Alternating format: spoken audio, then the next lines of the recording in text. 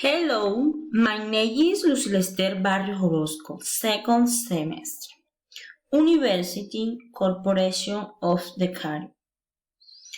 Today I will present my weekend routine.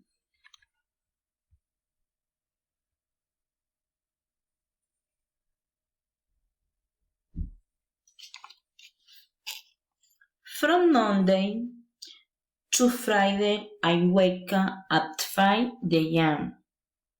I take a shower in the house breakfast, then again to work.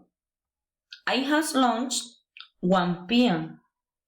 In my free time, I usually do my homework. Every day I get in the bed at 8 p.m.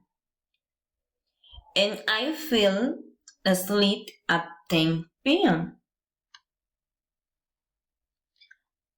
On Saturday, I always has class in the finish at 2 p.m. Then some days I watch TV or I write a book.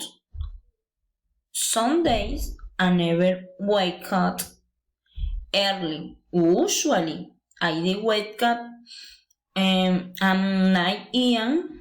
in the evening while to go 8 when friends. Thank you much. Bye bye.